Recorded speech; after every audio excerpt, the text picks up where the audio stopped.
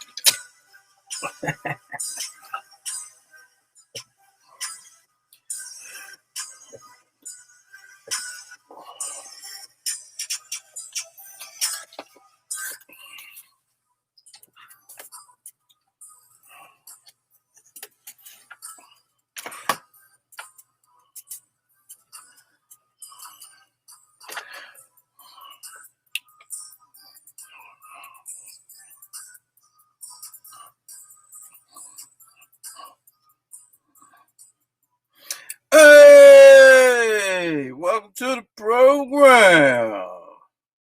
Oh, the wrong one again. Welcome to the program.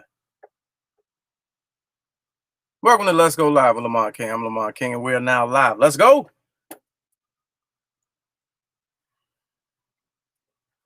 Good to see y'all, man. It's Wednesday all over again. Feel like it was just Wednesday, and now it's Wednesday again. I'll take it. Could have gone another way. Good to see y'all, man. I hope y'all are hanging in there, man. The cold front moving through the east like it is as such. It's a little bit of an adjustment, but I hope you made it, man. That's what we do each and every Monday through Friday, 6 p.m. to 7 East Coast time. Shout out to everybody watching on the West Coast and worldwide. Something like a podcast, man. Trending topics, hilarious commentary, celebrity interviews, and interesting people. We're going to try to do one of those or more than one. At some point today, broadcasting live from the newly remodeled Drunken Fruit Studios. Thank you, Lord Jamal. You know what I mean? Good to see y'all. I checked the send an email to inquiries@drunkenfruit.com. Let me tell you why. The product is moving. It's getting closer to the holidays, Thanksgiving and Christmas, and great gift ideas. You know, Maryland is on the shutdown, so you might as well send some things to the people you can't get to for the holidays. And the product is moving. I don't know what it is, but there have been some recent surge in sales of Drunken Fruit. Delectable Black-owned product that we support here, one of our longest-running sponsors, and it's delicious. Yeah, so y'all better get it for it sells out, because it will sell out. That's the whole key to running a business. Product ain't endless. You know what I mean? So anyway, there's that. All right, we are 100% viewer supported by viewers like you who watch and tune in every day. And like, hey, man, I like what they doing, man. I want to help with the operation, man. I see the vision. You know what I'm saying? Well, if you see my vision, $$ Lamont King 06 at Cash App. That's what we do. We're paying for the internet, paying for the ring light, our visuals, our graphics team, wireless, routing, streaming services, hosting, all of that. That's where your funds go to. It ain't no BS. That's where the actual money goes to, till we get bigger. I'm not big enough to steal your money yet. That doesn't work like that. I got to be super big in order for me to just like take your money and do nothing with it. But right now, we're using all the money. You understand me? Peanut Gallery, what up? Let's see who's here. Good to see y'all. Mr. Clarkson, our executive producer, down the hall in Studio G on the technicals. Shout out to Malik. What's good with your homeboy? My man. Took it back. The Natural. My first radio name. The Natural. That's, back in 1998. That was my on-air name. I was a big fan of the movie The Natural, Robert Redford. And I like the theme that they play. I used to, when I got off the air, when I got on and got off, I used to play the theme from the movie. Because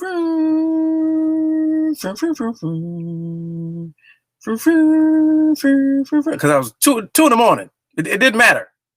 2 a.m. to 6 a.m. Friday night, Saturday night. It didn't matter. They tell you what you can and can't do. But at that time of the night, back then, it didn't matter. So that was my joint, The Natural. Shout out to Malik. Homeboy, what's good with you? Everything well? Over there producing shows and whatnot? All right.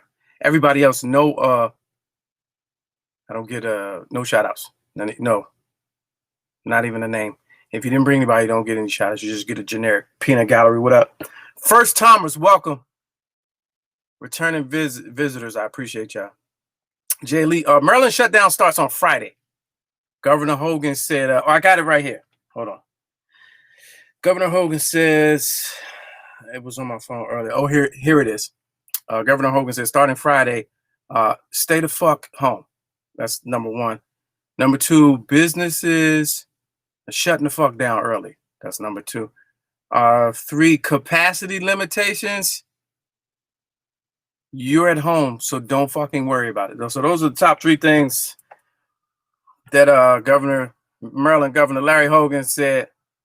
Pardon my language, but I just read what was written. So that's what that is. So Friday is real. The second shutdown in Maryland, it's a real situation.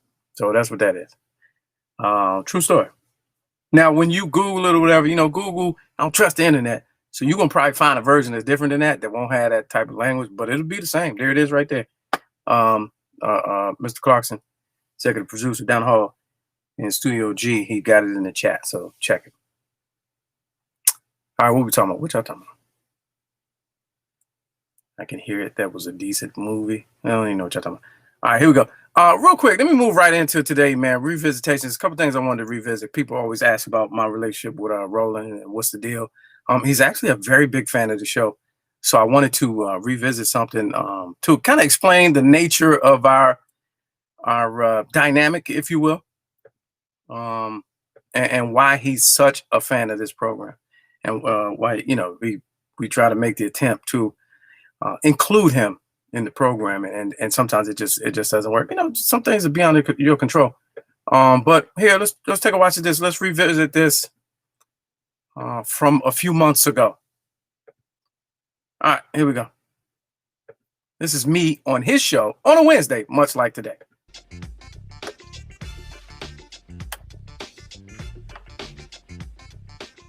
Folks, today is Wednesday, May 27th, 2020. Coming up on Roland Martin Unfiltered, comedian Lamont King is here for Wild Out Wednesday. It's time to bring the funk on Roland Martin Unfiltered. Let's go. He's got it. Whatever the biz, he's on it. Whatever it is, he's got the scoop, the fact, the find. And when it breaks, he's right on time and it's rolling. Best believe he's knowing. His intro is very similar to mine. I mean, like, identical, almost. I don't have a theme song, though.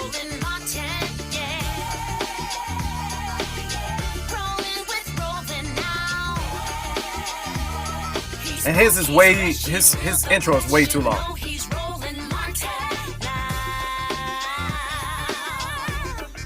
And the intro song sounds like it's from the 90s. Other than that, it's incredible. Martin, you took that from the show? Y'all, it's Wild Out Wednesday. Every Wednesday, we have comedians on for a little respite. Got to have some levity. My man, Lamont King, what's up? What's good with you? How you feel today, man? I'm all good, all good. How you doing, man? I'm good. So am I not supposed to see you? I'm just supposed to hear you? Is that what it is? Well, first of all, we have a real system. This ain't no punk ass IG live. So just answer the question. It was an easy question. What? I mean, when no. I go on cable news, it happens all the time where I don't necessarily see the host. So damn it, just listen. Just wanted to make sure I had everything right on my end. You know what I mean? First of all, you don't have everything right with that damn phone being vertical. Your phone really should be horizontal. Well, hey, look, I tried it and it didn't work, so we're gonna move forward. Damn, she's okay. Camila, hey, wait a minute, that's Camila in the broadcasting control 101. room said he got an iPhone 7 and it ain't really working well. That's broadcasting 101. You don't draw attention to the negative like that. You move forward. No. We do. We see right now. Here's the problem: because you got an iPhone 7, we got to put your stuff in a box with a background because it's not filling the whole screen. That's fine with me. You can see me. I'm fine with it. You can see me. So what you got in the house? Your own little studio? I see your little back. This is actually Tiny Closet Studios, which is we're breaking ground here. We got a lot of programming coming out of the closet. Tiny kitchen, tiny DIY. It's a major operation. We're looking forward to do some big things in 2021. So how have Tiny you been studios. adjusting to COVID-19? I have not been adjusted. That's everybody talk about the new normal. It's abnormal. That's what it is. It's like Groundhog Day all over again every day. Yeah, because like some days I really don't know what the hell the day is. I'm like, what the hell is tomorrow? Last weekend I had no idea. I was like, damn, this Memorial Day weekend? Yeah, exactly. My thing is this: I couldn't figure out if it was today, tomorrow, or yesterday. So every day feels like semester day. I take it your cleaning bill is down because you ain't going nowhere. You ain't wearing nothing. The cleaning bill is down. The grocery bill is it's about steady. My drink tab is through the roof though. That's the number. How's that? I mean, just by the bottle. That's how it is, by the bottle instead of the drink. You know, Costco really has one of the best liquor stores on the East Coast. So you know, Costco frequent. I'm a frequent visitor to Costco. This is how my days look. First 2 months, this is how my days look. So I get up bright and early. You know, I try to stay in a routine. You know what I'm saying? Get up 7:30 with the sun, do a little exercise, and check my stocks, check my timelines. You know, go in the kitchen, lay out dinner. You know what I mean? Get the day going, and by 8:30, 8:45 a.m., I'm back in bed. You know what I mean? Getting ready for tomorrow. That's pretty much how my days have been the first 2 months. It's ridiculous. Ready to go outside. Yeah, but you can go out. I mean, but you just gotta have safe distance. Well, I go out every day. You know, so I'm a firm believer in sunshine and nature as the cure. I'm one of those type of guys. So I go out every day, at least to breathe the fresh air, see some sights. But you know, this, like they said, man, this is it. So if you can't get used to this, then you might as well hang it up because it's really not going back to the way it was. So don't look for it. That's my opinion. Yeah, it's to me Prophetic. it's quite interesting in terms of, again, just sort of where we are and what's going on. It's just crazy. It's just crazy to me. And then was how they found that money though. I've been tripping out how they found that money for those two stimulus situations, two of them. I mean, we've been talking for years about reparations and health care and free college, and it's where are we gonna get the money? It's a good idea. Where are we gonna get the money? But now all of a sudden the banks and big businesses, they need a bailout. Go get that $2 trillion off the dresser when you get a chance. You had it on the dresser the whole time? On the dresser twice? Damn. How you do it twice though? Everybody get money. For obviously, more people are watching, more streaming services. HBO Max launched today. Porn sites are killing. Oh, absolutely. I'm about to launch my OnlyFans. I don't know if you're familiar with that. Of course. I know about OnlyFans. Yeah, I got, and it's gonna be cheap too. I'm in that little $6 to $9 bracket because I really feel like I gotta, you gotta work your way into my OnlyFans. You know what I'm saying? I'm not gonna show a lot. Well, here's the deal. Here's my deal. Why do people get mad if somebody has an OnlyFans account? I don't care. If you want to show your ass and get paid for it, it's a bunch of people showing their ass on Instagram for free.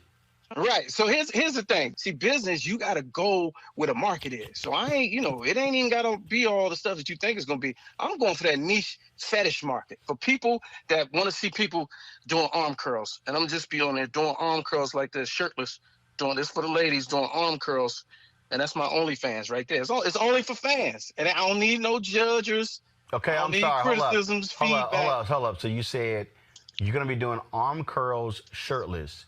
shirtless. You know they can $9 a month. You know they can look at that on YouTube for free. But it's me though. But it's me. See, that's the thing. But that's it's the me, thing though. about OnlyFans. It's only for fans. It ain't for everybody. That's what people don't get hung up on that. Hey, Roland, don't get hung up on what you think it's supposed to be. I'm telling you what it is.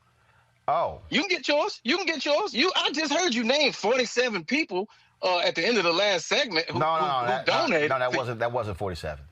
This is basically OnlyFans. That was more only than 100. unfiltered fans. It's basically what it is. Okay. Only unfiltered. That's what you should change it to. Only unfiltered. Okay. People are like, oh, damn. Oh, Well, we know time. Yeah, we know times are rough. What's your Cash App? We're trying to help you out. My Cash App is $ Lamont King 06. I was on tour with Lamont King 06. I was on tour with Bruce for 2 years, man. And that came to a screeching halt. So you're right, things are tricky. It's an adjustment, but I've been doing a lot of Zoom comedy shows and Zoom happy hours and just trying to readjust and pivot. It's all about pivoting in these times. You gotta switch up, do things different and pivot. Comedy can live online. It definitely could. Because who knows when we're going back to the comedy clubs and sitting shoulder to shoulder, elbow to elbow, and laughing out loud again. There will be no more laughing out loud because all that mouth open stuff in public, it's a wrap.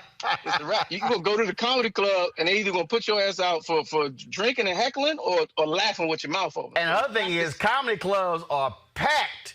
You sitting on top of each other. Yeah. So no LOLing. That's 2021. That's what it's going to be. No LOLing. No. You can do LOL. They probably you have to text your laugh. You're gonna have to the stage. Text it to the stage. You have to text. That was funny, but you can't actually bust out laughing. Nah, none of that ha he and coughing and snorting and all that and spitting the drink out. Nah, that's a wrap. You're going to jail for that. You're going to jail now. All right, player, we got to go because I got to talk to the BBC in 10 minutes. Lamont King, always good to see you. Give everybody getting the Cash App. Y'all help the brother out and tell them where they can follow you so they can see your Zoom comedy shows. $ Lamont King 06. Social media is Mr. Lamont King. I'm also on the Karen Hunter Show each and every Friday, Sirius XM, Urban View, and look for my Whites Only podcast dropping soon. Thank you, Lester Holt. I appreciate you, man. Love everything you do. Okay, we appreciate it, Cat Williams. Thanks a lot. All right, y'all. We got to go. Look, I'm going to see you guys tomorrow right here on Roland Martin Unfiltered. Please support our Bring the Funk fan club. All right, so there's that, man.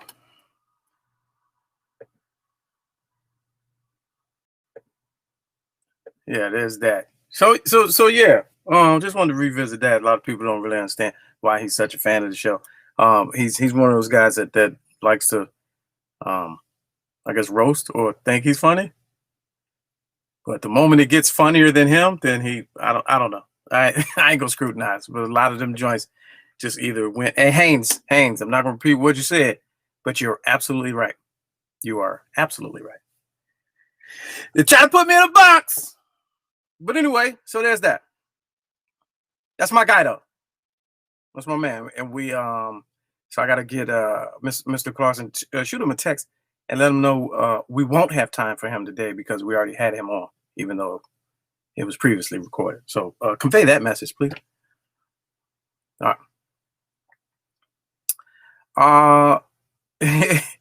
Here we go. So I wanted to revisit something else too. There's a lot of rappers getting shot, man. A couple of them we lost. Well, people, fans of the music, I guess, lost a couple in the last couple of weeks for who knows what.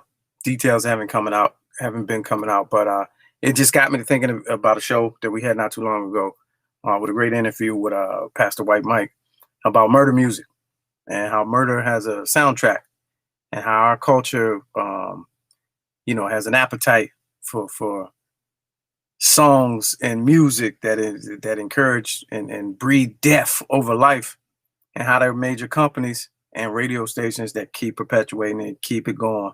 And so I just wanted to revisit that real quick. So let's get into that without further ado. And then after that, I'm going to play a short. I found out about mukbang, man. I don't want to tell y'all about what I found out mukbang was, man. It's hilarious. And also, he mentioned HBO Max. It's funny that was the first day that HBO Max was launched. And today, the 30-year reunion. So after this show, not now, but after this show, the Fresh Prince of Bel-Air 30-year reunion is on HBO Max. And it's available now, I believe. So to a little bit later, let's all watch that together, man. I think that'll be exciting. All right, pass the white mic, man. Revisiting. All right, so our first guest, man. This is why I wanted to do this. So I saw a TED Talk that came across my radar on YouTube. It was maybe a year or so ago, year and a half ago, and there was a guy. His name is Michael Smith, referring to himself as White Mike in the video, and I thought it was very interesting, very compelling. And the clip that I saw, I didn't see the whole particular TED Talk, but the clip I saw, it happened to be about 5 years old, and he was making some strong remarks about how black murder is normal, right? So that was the caption that drew me in. And then I saw what he was talking about, and the portion of the talk that I saw was about urban radio, urban music, and specifically, and how the programming is deliberate and detrimental. And it took me back, and it took me back to my days in radio. And I was like, oh, yeah. Next time I get a platform, next time I get a recurring show, I said, this is one of the first guys I'm gonna try to reach out to see if I can get him on the show. Because, and I'll tell you when he comes on, he said so many things that I've been saying for years. And to hear it come out of somebody else's mouth in a different form, in a different platform, and then have like 1 million views, I was like, yes, finally, there's somebody else that gets this. All right, so without further ado, let me bring into the program, Let's Go Live, ladies and gentlemen, please welcome White Mike Smith. Good to see you. What's going on? Man, hey, how are you? How are you doing? Thank you for having me on. It's White Mike Smith. That's a 30-year-old thing. I think I was probably 18 or 19, maybe 17 when I first heard it, and here it is. It's good. I'll answer to that and a lot of other things. Well, I hesitated on calling you that, but only because I know the video is old, and I know your life could have completely changed in the last 5 years. So you could be on a whole nother page right now. But That's great. Yeah. All right. So before I get into my story further on my story of being in radio and the TED Talk, just give our viewers just a quick background on yourself, how you grew up, where you're from, and what led you to ministry. Yeah, so I, they say some people are raised Baptist, some people are raised Methodist. I was raised heathen, so I didn't go to church. Nobody brought me to church. My mother was made to go to her church her whole life and refused when she got 18. She said, I'll never go back. And if I ever have kids, I'll never make them go. So I, for the first 15, 16 years of my life, was never in church. She had a radical conversion to Christianity, kind of a Damascus Road type deal that affected my father, that affected me. And somewhere around 16 years old, I felt strangely a call into ministry. I was living in Orlando, Central Florida, just outside of Orlando, in a kind of an all-white world. My school, my work, my family, my home. And my mother ended up meeting a guy in Atlanta on business who was part of an all-black church on the south side of Atlanta. And they had kind of a really supernatural meeting. Their family connected with our family. And I really wasn't sure about what I wanted to do, which life I wanted to live. Anyway, this guy who she met on business comes down to our house in Orlando. He says, I know why we met. I didn't meet to meet you. I met to meet your son. And my mom was like, you mean the devil boy? I don't think so. I don't think that's why you're, And so about 6 months later, I found myself in College Park, south side of Atlanta, just down there near the airport. Mm-hmm. And my life was totally changed. About a year later, I dropped out of high school, relocated from my all-white world in Orlando to College Park. At the time, there's about 3,000, maybe 1,500 members. I was one of 5 or 6 white people. It grew to over 20,000 members. I was maybe one of 200 white people there. And that kind of started my journey. So went into ministry, youth pastor, associate pastor, traveling around the world, started a church a few years later, about a decade later, my wife and I in Jacksonville. And it was not until I got to Jacksonville that my kind of Orlando to Atlanta experience started to make sense. I started to become aware of, sensitive to systemic issues, and it kind of wouldn't leave me alone from there. So it wove its way into the pulpit early on in series, racism and religion, systemic issues, which kind of started, illuminating all the symptoms of it, whether it be from homicide to poverty to politics to redistricting, et cetera. And the music conversation became a kind of an easy way to highlight the things that we accept as normal in our everyday life and never question why they are that way. So that's the 30-second version of the 30-year journey. Okay, absolutely, very in depth. So basically, in a nutshell, you grew up in and around the Black church. Yeah. I've taken in as family. You know, my spiritual father, my spiritual mother, all of my coworkers, the people I worked with, the people I worked under, the people that worked for me. I ate dinner every day, breakfast, lunch, lived roommates. Worked at McDonald's on Old National Highway. I mean, my entire world was Black, and I was family. As a man of faith and a member of the cloth, what could you, to some of our viewers who may not be able to relate to the Black church experience, what are some big overarching differences between white worship and Black worship from your experience? That's an interesting thing. So I don't really have a white church experience. I mean, I did not go to church. I had a couple friends who were Episcopalian, a couple friends who were Catholic. My family, some of my mother's side is Baptist, but I really didn't know much about it. So going into the church on the south side of Atlanta was my introduction to church. I remember about a year and a half after graduating from ministry school, I was sitting on the pulpit, you know, and behind the preacher, they have all these big chairs, you know, leather seats, and I found myself sitting up there.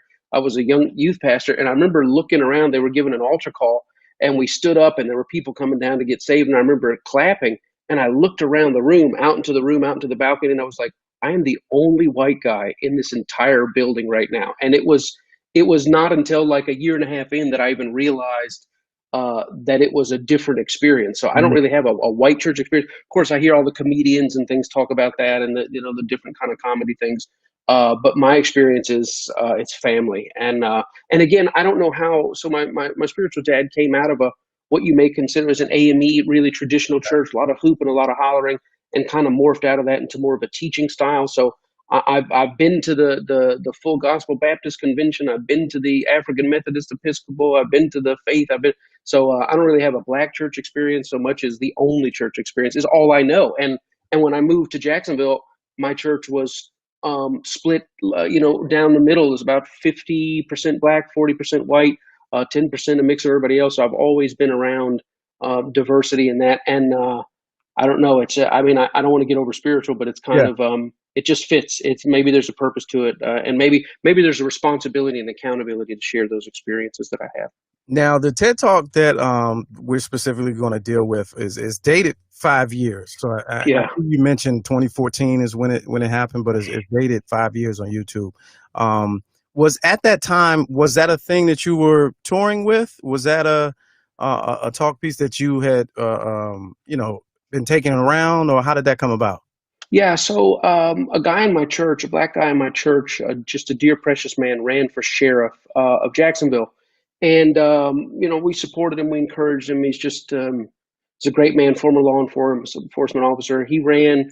And when the election results came out that night, he lost and came in third place by like a mile. The incumbent guy, won, and then a challenger, didn't even get close. And then this guy, this minister of my church, was kind of at the bottom. And it wasn't until I looked at the newspaper the next day after we kind of, consoled and encouraged each other after that. But he had won every district in the northwest part of of Jacksonville, which they called the murder zone, where all the murders were taking place, where all the craziness was going on in the news every day. He had won every single district in that area, and not because he was Black and they're predominantly Black, but because there's a disconnect with what was going on in law enforcement. They were 100% of those districts were pleading for a change. But when Jacksonville consolidated back in the 60s, people where I lived, way out in the suburbs, I lived in a fancy house down on the river, and where I lived was making the decisions for people who lived in this, what they call the murder zone at the time. I hate that phrase, but that was the term for it. And that was the moment that I realized the systemic issues. And I started to address them in my church. And I said, look, I'm going to write an open letter to the sheriff. I just said this one day, and I'm going to say he should appoint as an undersheriff or a special officer this guy named Reggie Davis in his new administration, because he is apparently not the sheriff for everyone. And that kind of started the idea. And my idea to post a letter, take out a full page ad in the letter in the paper, turned into a 10-page insert on systemic issues, on the hypocrisy, corporate dissociative disorder, all the things reflected in music, reflected in generational poverty, HIV, etc. And that's what kind of started it. So weaving this into my church, teaching my church about it, the TED people reached out to me. They said, hey, we're having TEDx here in Jacksonville, and would you consider giving a talk? And what's strange and sad and gross and disgusting is they approached me at the end of 2013, going into 2014. They asked me what I would like to talk about, and I told them I'd like to talk about these systemic issues. And I actually had the thought, Lamont, that, man, I wonder if this will still be relevant by the time October rolls around, 10 months from now. I mean, Jacksonville was the murder capital of Florida for a couple of years there, but I wonder if that will still be going on by the time the talk comes. And what's gross now is people are finding this talk. It's circulating around everywhere. It's 5 years old, 6 years old, October 2014. They posted it in 15. And you could almost believe I did it last week. Yes. And that's the heartbreaking issue, is that the normalcy has not decreased. Now, I'm encouraged about some of the recent happenings, and really the talk itself was about nonviolence and the new nonviolence and the necessity for violence to move the power structure, and how I believe the power structure's soul is lost in that. But I'm sad that here we are, you and I, 6 years later. Yes. Next month will be 6 years, and we're like, oh yeah, man, I could have said it a month ago or 2 months ago. So that's I've never given it before, and man, I hate that every couple of years it gets breathed on, and another 4 million views get shown of a clip, because it's as deep today as it was 50, 60 years ago. So you said you had never given it before that time. Wow. So it's basically a sermonette, because they came to you from your work in the ministry. So it's a sermonette. Right. And they give you 19 minutes, and it's just I talk 250 words a minute with gusts up to 300, man. And I did my best to get it out, and apparently something in there touches some hearts. So I give God praise. All right. So at this moment, I'm gonna there's some specific elements to it. Is the reason why I'm having you on. So I'm gonna go ahead and play a little bit of it. I believe it's the beginning, where you talk about how directly how music and music programming, commercial music programming, is impacted. So let me play this clip real quick, and then I'll get into what I wanted to get into. All right, here we go. This is from his TED Talk in 2014. Black Murder is Normal. Michael Smith. I learned a lot of beautiful things about a lot of beautiful people. I learned a lot of ugly things about myself, and I learned a lot of dark things about the nation in which we live. But I also learned that I, being White Mike, specifically the white part, have a lot of power. White Mike has a question today, and that's this: how come when you turn on the radio in Jacksonville, or New Orleans, or Chicago, or Little Rock, the only people on the radio that talk about how great it is to kill each other are black? How come that exists? 15 stations on a dial, go up, go down. The only people on the radio bragging about getting automatic weapons, gunning each other down, are black. This right here is a song. My pastoral vocabulary won't let me read the title, but I will read this. Catch a young black male not paying attention at the red light with your AK-47. Let me see you shoot it. You're a killer, you're a killer, you're a killer. You're a killer, black male. Let me see you prove it. Why does this exist? I'll take it even further, because a lot of time racism exists in what we don't know, what we don't see. Where are the white killers on the radio? Where are the white AK-47 shooters? Where are the white drug dealers? Where are the white people on the radio that brag about what it's like to murder witnesses before trial? The truth is they don't exist. And the question is why?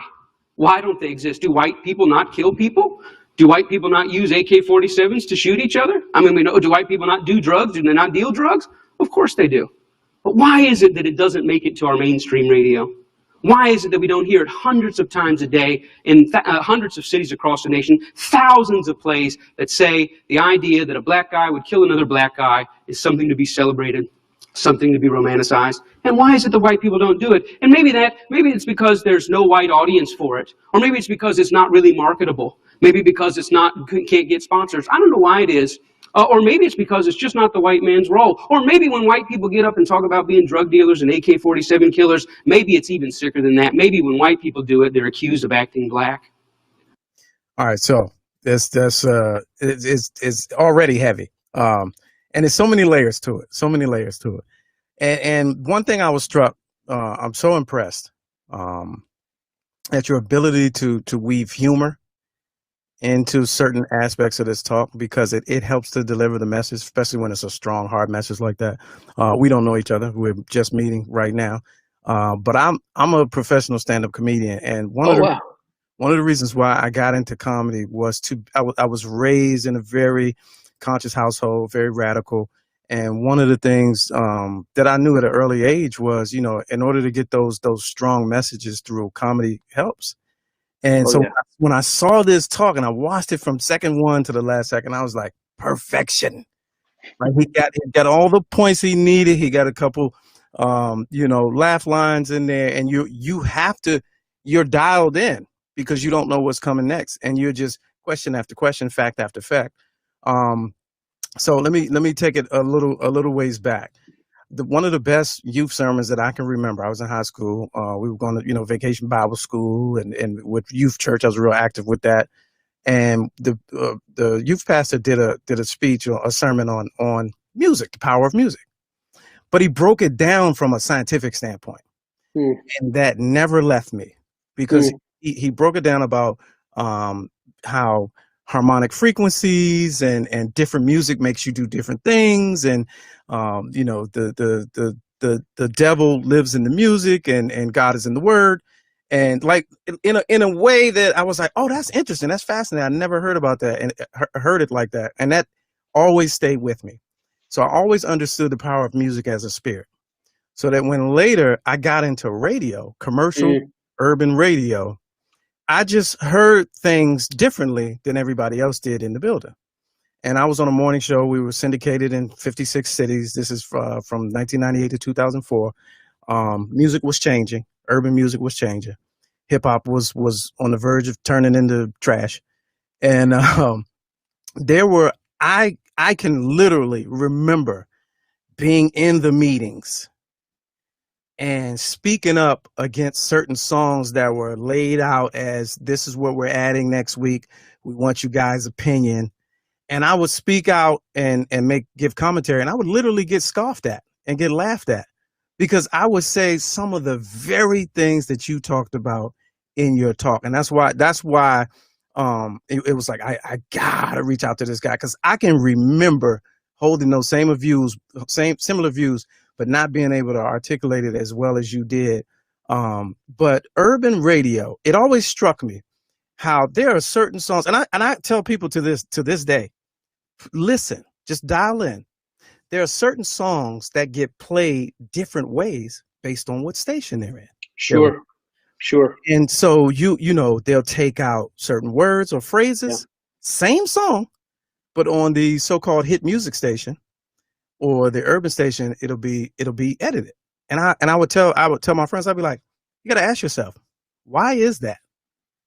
Why would they feel the need to do that if it's offensive on free commercial radio that you're not paying for to a certain group of people, but the assumption is that it's not offensive to another group? Why is that? That's problematic. But we're born and raised, especially of a hip hop generation, we're born and raised to accept it. This is our music.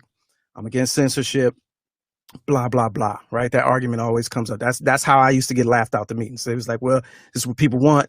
You got to play what they want. I'm like, but who has a soundtrack to murder? Like, you're literally causing me to dance in the club at 2 gunshots to the head.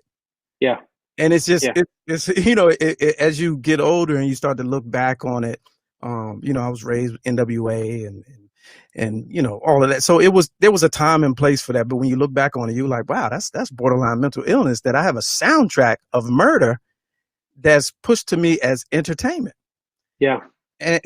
And so as I got older, I used to have these conversations. Well, what could I do about it? And the biggest piece of your talk is the most necessary, and I would like you to speak on it, is probably the most necessary piece that still could happen today, as we've seen in this 2020 summer of civil rights, is if we all smartened up, woke up, and went after the advertisers. Yeah. Because you're not the machine is too strong. You're not going to change the artist who came from nothing, who got his mother her first house, millions in the bank. You're not going to change that. You're not going to change the labels or the machines. But what you can change is from a sponsorship standpoint. Hit them in the pockets. Yeah. You can't. This is what I listen to, and my kids are in the car and we're taking to school. I will no longer allow you to play that on free radio. And if you're going to continue to play, I'm going after the sponsors. Yeah. So how did you arrive at that thesis or that part of your talk, and why do you think that that's important? That angle of it. Well, it's Lamont. It's and again, not trying to be over spirited. So it's Babylon. So the idea is the scriptures teach that the judgment of God will be upon those that choose. If you read the end time books, etc., the judgment of God will be on those who choose money over morals. And that is the core of what's happening. It's mammon. It's the god of this world. It's what makes Clear Channel and all these other things go around. And the fact that Radio One, the fact that you got laughed out of the room at even the suggestion that there might be something wrong about a young black male or a young black female, trivializing, minimizing, or glorifying the death of another young black man or woman, or the hypersexualization of a young black man or woman. The fact that you get laughed out of the room for even suggesting that there's a problem reveals how deeply ingrained the idea of black hypersexuality and black hypercriminality are in the American conscience. And that is the issue, that to bring it up, that to suggest that maybe this 15-year-old kid, 17-year-old kid, 19-year-old kid, we should not put the onus on him or her to know that what's being said here is an expression of sickness. But if you're a 60-year-old, $100 million net worth CEO who's not raised in America's gutter, nourished on America's feces, that you have cultural, social, economic feces, that you have sense to know, this isn't right. And please understand, I'm not suggesting that, poverty or trauma, deprives people of their ability to act out of conscience. Of course, we know that's not true. If poverty and discomfort created lack of moral conscience, then you would expect richness to create clarity of moral conscience, which we know that doesn't happen either. So, and the idea, and I've heard it, and I'd be careful naming names here, but I've heard it from every artist. Well, I'm just describing what's going on. Don't ask me to be accountable. I'm just talking about it. But there's a difference in glorifying it. And this is what I think the vast majority of white people in the power structure believe, is that this is the highest a young black man can rise to, that a young black man cannot have a conscience and speak, or a young black man cannot make the basis of his music on that which is uplifting and positive. It has to be trivializing the destruction and the sickness, or we get what we see with so many artists, a hybrid, where you have kind of this hybrid artist, which is on one hand denigrating black women, devaluing black life, and on the other hand speaking of high morals and conscience. So you take these prophets and poets and Babylon and Mammon, ask them to compromise even who they are, and then what will you do for money? And as well as I do, if you're not going to be making money, then you're just not going to get the play. You're not going to get the exposure. And America has such an appetite for the criminalization and hypersexualization and the normalcy of it being associated with blackness, that again, we don't even pause to acknowledge it. And the same way right now, I don't know what city you're in. I'm in Atlanta, Georgia. I'm in DC. You're in DC. I mean, if we were just to pull out the photographs of all the people who have been murdered in the last 2 months and all the people that have been arrested for murder in your city in the last 2 months, I'd bet you the entire cost of your streaming and broadcast equipment, what the faces look like, because it's this systemic millstone that churns along in the background. It's like I said in the talk, the racism. See, prejudice comes out of a human heart and mind. Discrimination comes by a human hand and action. But racism is just addressed in the unchecked and unchallenged normal. That this is just normal. There's not been a year that I've been alive, I'm 47 years old, in which black men were not leading in either perpetration or victimization and homicide. And I'm not talking about a factor of 1, 2, or 3 to 1. I'm talking 5, 6, 7, 8 to 1. That to suggest it ought not be that way, to suggest that that's a symptom of fallen dominoes of systemic cultural racism that exists from the very moments that that we begin to preach about black men, black women, their animalism, their violence, their propensity to destruction. This gets ingrained, and we're not shocked by it. We're entertained by it. So that when I saw a young lady on Jimmy Fallon. She's from Chicago. She has a song. It was a YouTube song, a song called "Try Me." This dear young girl. Who knows what all her story is, but it's you can try me. I forgot, paraphrase. I'll kill you and your whole MF family. Don't think this is a song. This is real. I dare you to try me. Blah blah blah. Oh, Days. Yeah, and the artistry. Yeah, I didn't want to say the name, but yeah, Days. No, you're fine. I don't. I want to respect your show. The artistry is brilliant. The poetry is brilliant. But she got on NBC Universal Television. Jimmy Fallon sang this song literally and said, "Look, this is not a song. I really will kill you and your whole MF family. Try me." And Jimmy Fallon walked over, and I have no issue with Jimmy Fallon, put his arm around and said, "Oh, man, you're just the best. There's loaf, everybody give it up." Right. No one can even hear. Yes. Right. No one can even hear what was just said. And I heard this from Brother Minister Farrakhan, and it really touched me. Because he said, and he was talking about this, and I've never thought of this until about a month ago. But watch what happens now. So we come out with Black Lives Matter. We come out with the rights of citizens, that citizens' rights should not be trampled upon, that the state should not be able to lightly take a life or deprive of property or happiness. And we come out and champion citizens' rights on behalf of all people.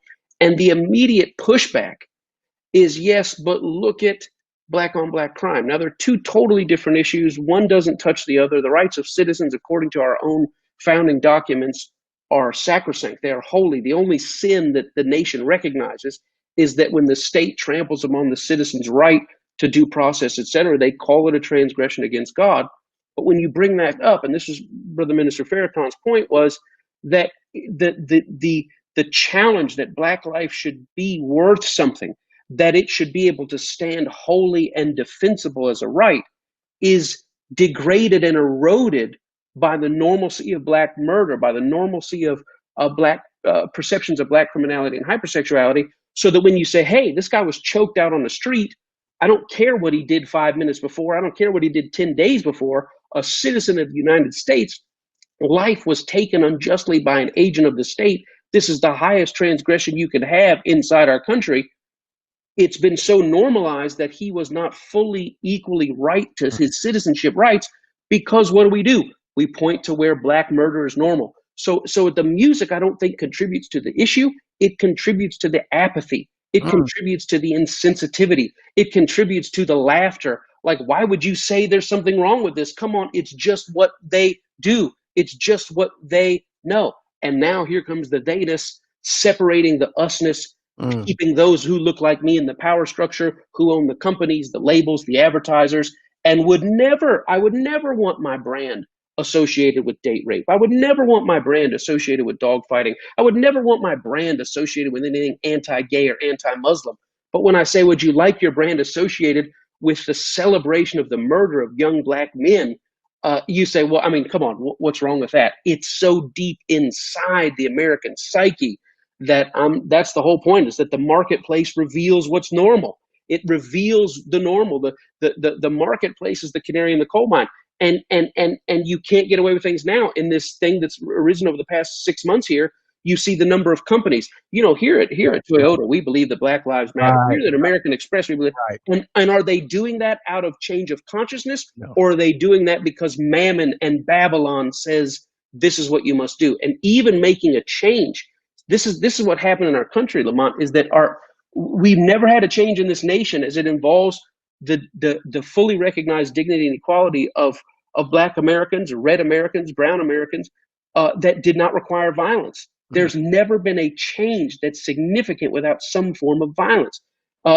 Slavery did not end out of nonviolence. 600,000 people lost their lives. Schools were not integrated nonviolently. The National Guard stood there with guns to yet let those girls walk up those steps.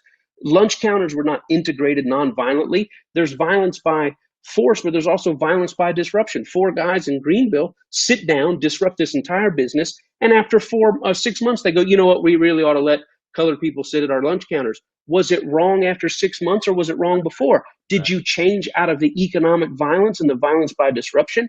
You know, the bus boycott, they didn't have a change of consciousness. Well, we ought to let people sit where they want. A year and a half, 355 days of economic violence waged on the bus company, so no one knows what happened. So the power structure in America sits down on the outside, but on the inside they're standing up because they're not changing their hearts. It's being done by violence. So the TED Talk, my whole mission is the appeal to the conscience, because my concern is the power structure loses its soul. Whenever we change because we change American Express or Dick's Sporting Goods and Black Lives Matter because we know our brand can't survive not doing it. Right. We're not doing it based on seeing the full dignity and equality. We're doing it because the mammon and the money and Babylon dictates this is the wisest course of action. Case in point, the Redskins now changing their name. They just said 4 or 5 years ago, we will never. Ever, it'll never happen ever. And I taught a sermon on that in my church on the new nonviolence. And I said, this man is speaking the language of violence. He's saying there's no indigenous people, there's no original Americans who have enough brand or economic violence to move me. We've checked with our season ticket holders. We've checked with our advertisers. Nobody's bothered by it. But I said this 7 years ago, let people who are Black get involved and mingle. The cause for fully realized dignity and equality for Black Americans merge with the plight of indigenous peoples. And I said, watch what happens. I said, they'll come out. I said this 7 years ago. First thing they'll do is they'll say, you know what, we're going to announce a study. Then they're going to come out and say, you know what, we really think we should make a change. And I'll be doggone exactly what happened. So did the NFL change because of revelation? Has Roger Goodell had insight? We should have listened to Colin Kaepernick. Or has the brand now suffered so much violence that it can't go any other way? So again, it's progress. I'm hopeful. I try not to be pessimistic, but is it really progress, or is it reaction to money, which is what drives all systemic racism? It's the core of slavery. It's the core of Jim Crow. So that's, as a theologian, that's my issue, is that as long as we keep moving by the dictates of mammon instead of a revelation of what they call the imago Dei, the fact that you are made in the likeness and image of God and are entitled to full dignity and equality, we keep following what the money says, which is why just beneath the surface, the N-word is still on these mouths. Just beneath the surface, it just takes a little bit of traffic or a little bit of Walmart interaction or a little bit of mask interaction, and you see that ugliness come out. Why? Because we've not been changing hearts over these years. We've been in forms of violence enacting change. And so that's why this conversation, these type of things are so important, because I believe the soul of the power structure hangs in the balance.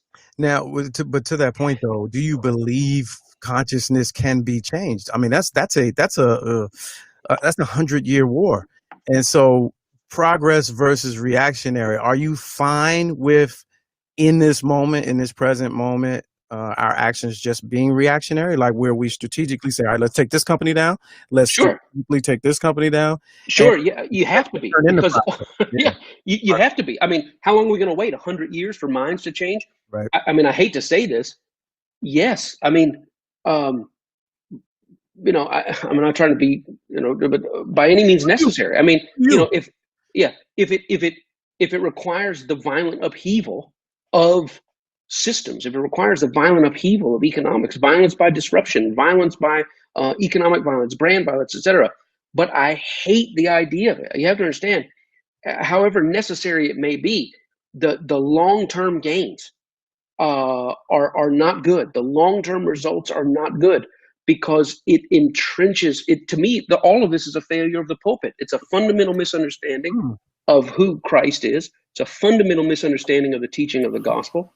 It's a lot of games in a pulpit. It's ethnic Christianity, national Christianity, racial Christianity that's been brought into the United States. And I'm convinced that one of two things. Either if the church had been healthy, then the United States would not have grown like it grew. It would have grown in a healthy, dignified light. But because the church was compromised, the United States grew and the church grew, but we have lost the person and teachings of Christ in the middle of it. Christianity is entirely rooted in empathetic thought and consideration for those who are not ourselves. And Christ has never widespread failure in the pulpit. People say, well, Ellen, gay people want to get married, or the trans this, or Obama this, or, an abortion this, we're going to lose the blessing on America. The blessing on America was lost the day a man came home from church and beat another human being that he owned as property because that man took bread. Where are we trying to get back to the moral contents of America, the God's blessing on America? That's fallacy. That's not even scriptural. That's not even true. But yet those myths get perpetuated. Those in the power structure consume those myths that somehow God is with a country that has this history, that God would be with any country is not a New Testament. It's not a scriptural idea. But these things get perpetuated and they lead to apathy. And when I go into churches, predominantly white churches, and suggest, hey, something to consider here is that we've been reared in dysfunction with the idea of national, ethnic, that God is with America, that God is against this nation, or that all these kind of things, even to the idea that people that don't have Christ somehow don't have God. All these failures in theology that grew in the United States, that perpetuated this power structure, that is the reason it's so entrenched as it is. I mean, you have to understand, these guys that own these diners that segregated their lunch counters, they had pastors. And their pastors made them deacons, and no one even challenged. We have Christian people today, great theologians, who preach how Thomas Jefferson and George Washington, all these people were great men of God, led by the Spirit of God. And right there in the scripture, it says, if a man says he knows God, but does not know how to treat his fellow human being, it says that man is a liar. He does. All right, so let me push pause right there. It's like 10 minutes left on that. You can go to my YouTube page and get the rest of that. And that was the first in my series of whites only series. That was the first in the whites only series, is what that's called. I just wanted to revisit that, man, with the recent murders of a lot of these rappers, man. I see a lot of commentary back and forth from social media, and this lifestyle that we are continuing to perpetuate in music. We cannot, a lot of people, when they argue about, oh, it's crazy out there, oh, you got to watch your back, oh, it's like you completely ignoring that there's a soundtrack being played in the background for all of us that is really feeding this demonic frequency into all of us, and plays a lot of role into a lot of the things that's going on out there. So I just wanted you to hear that from somebody else. So that was Pastor White Mike, whites only. So it's a few more minutes if you want to watch the rest of it. No, I got John Watson said that was the entire series. No, I got some whites in the can, baby. Got some whites in the can. Say that 3 times and don't get in trouble for it. But yeah, I got some whites in the can. Whites only. All right. So real quick on the way out, I was doing some reading yesterday on content that goes viral, and I came across ASMR content. Now, you're familiar with ASMR? That's the whole sound, auditory obsession, compulsion with voices and sounds, and those videos when people be all up on the mic and talking like this and making little. And some people have this little thing where that soothes them. And then I went further, and they had these eating shows. It's called mukbang. It's like Korean or whatever. And people really just crunchifying their food and making it sound real. It's like nails on the chalkboard to some people, but to other people, it's like real arousing. So I was like, let me do one. Let me see if this joint go viral. I ain't got no views yet. But on the way out, I'm going to share with y'all my mukbang, my carrots and celeries. So, hey, sometimes we always talk about pivoting, man. Sometimes you just got to pivot, do some different shit, man. I don't know. Turn this up, put the speaker to your ear hole, and see if it does anything to you. And I'll see y'all tomorrow, man. Let's go out on it.